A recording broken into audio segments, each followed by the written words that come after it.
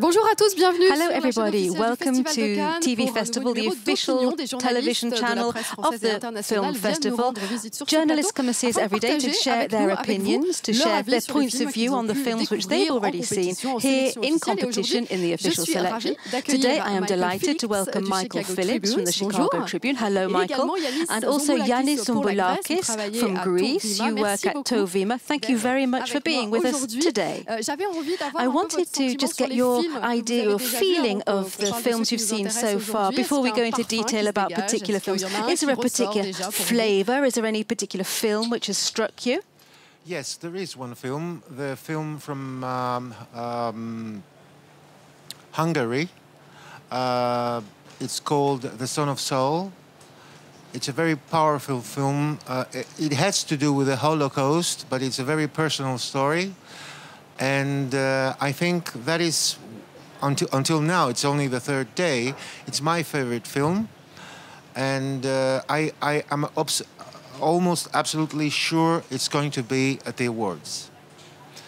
Now, as far as today's films, I saw two films. One has to do with Greece, because it's a Greek director. It's Yorgos Lanthimos.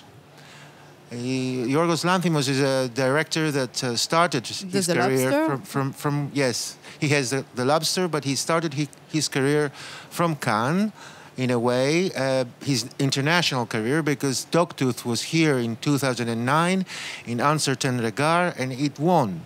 And after that came the Oscars and all this. And now he's has a flourished career in Great Britain, actually. He's been living there for 4 years, and this is the first film we see from him in England.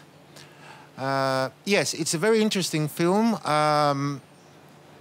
Maybe the first half is more powerful than the second half. On va pas tout de suite entrer dans le détail parce qu'on va vraiment revenir. We're not going to go into detail immediately. We'll go back into detail later. I can see that you've got two films that you want to talk to us about. We'll go into detail in a moment. Michael, in the meantime, is there a special flavour or a perfume which you have detected from the films? Special flavour. Yeah, well, the perfume I'm smelling is mostly a lot of hot, sweaty film journalists in dark rooms. So it is a terrible perfume. But even with the breezes from the water. But I'm with my colleague Janos here with the film Son of Saul, as it is translated into English, is so far by far the strongest work I've seen, and I too would be stunned if Laszlo Nemes, I'm probably murdering the pronunciation. No, that's right. If Nemes, who's a first-time feature filmmaker, if he is not rewarded with either the Grand Prix or perhaps the Palme d'Or. Now, it's ridiculous to posit these guesses so early, but it is one of the most indelible pieces of Holocaust-related art in any medium that I've seen. So I'm still processing it, but it's wonderful, wonderful work. You're both talking about Son of Saul, so why don't we take a look at some of the footage?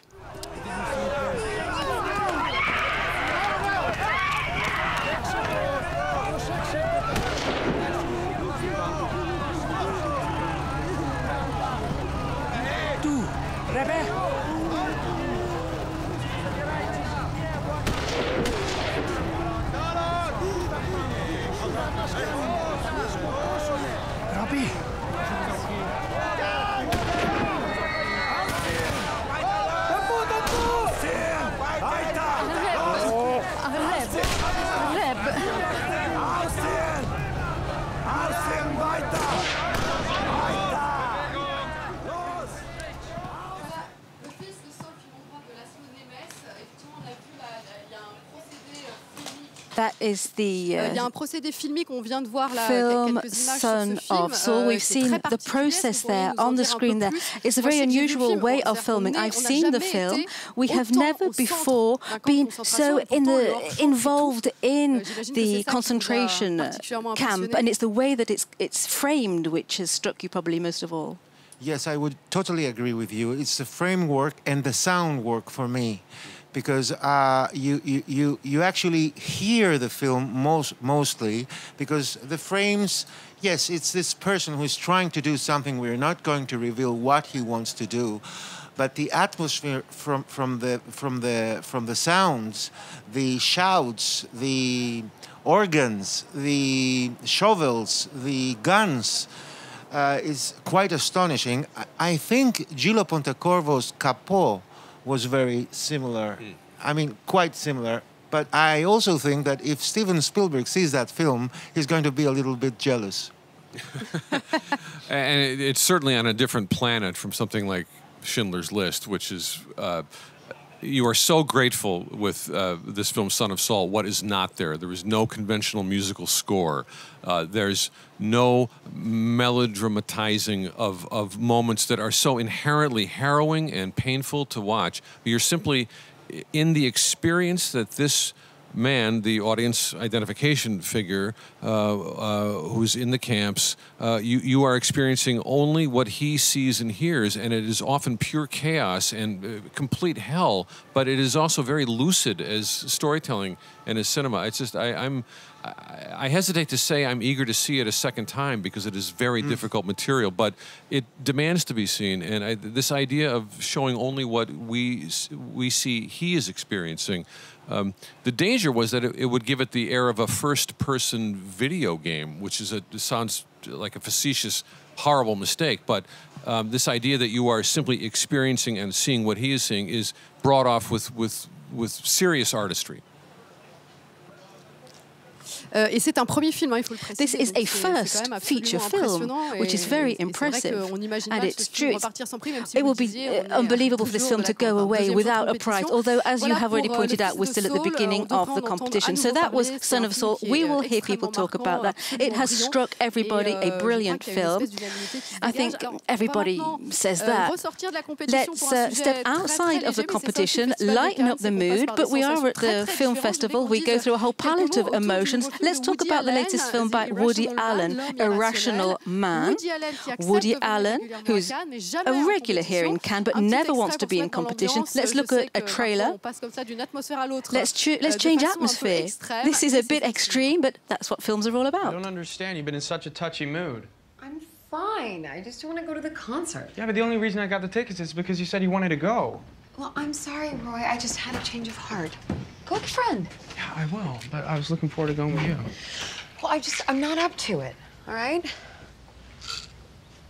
I think you're losing interest in me because of Abe Lucas. Oh, God, Roy. We have had this conversation so many times. He's a friend. I think he'd be fine if he was more than a friend. Oh. Can we please not discuss But Jill, this? it's so obvious. It's obvious. You know what? There's nothing going on, so you're paranoid. Okay. Well, I'll just go to the concert with Mike. Well, you'll have fun. Mike is sweet. L'homme irrationnel, alors avec Irrational Man with Joaquin Phoenix, who you didn't see on the screen there, but who is playing a delightful role. He gives a great performance. Are you surprised to see him in a Woody Allen film? Well, actually, I'm not surprised because if you look closely at Joaquin Phoenix's career, you will see that he's a very choosy actor, and he's very precise to what he wants to do. So therefore, I think ultimately he would have become a Woody Allen star anyway. But I think that the character is very, very interesting. It's a study on piranha in a way. It is an irrational act what he wants to do and what he does. We're not going to reveal anything. And it's not as light as we see in the trailer. It's a quite dark film.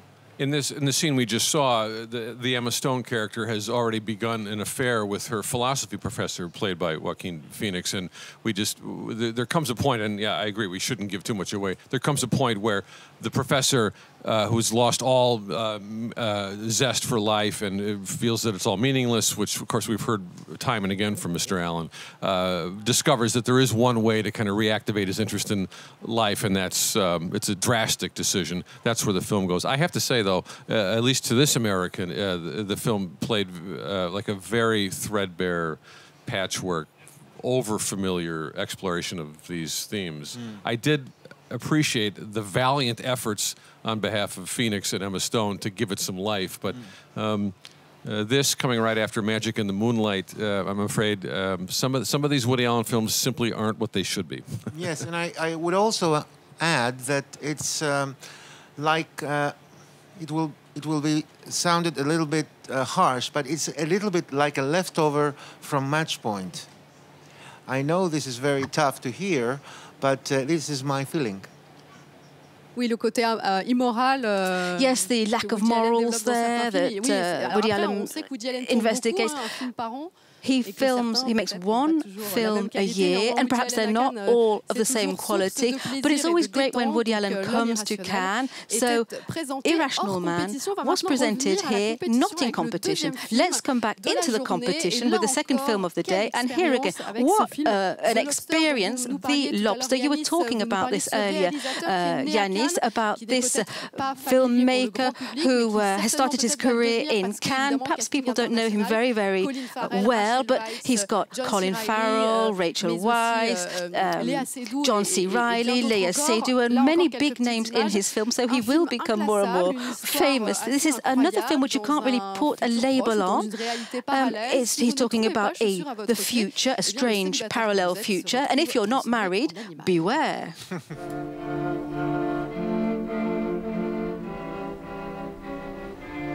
We've developed a code so that we can communicate with each other, even in front of the others, without them knowing what we are saying.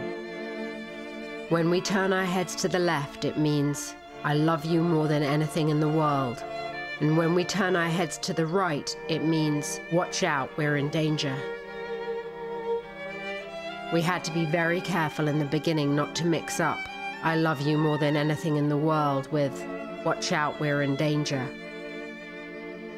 When we raise our left arm, it means, I want to dance in your arms. When we make a fist and put it behind our backs, it means, let's fuck. The code grew and grew as time went by, and within a few weeks, we could talk about almost anything without even opening our mouths.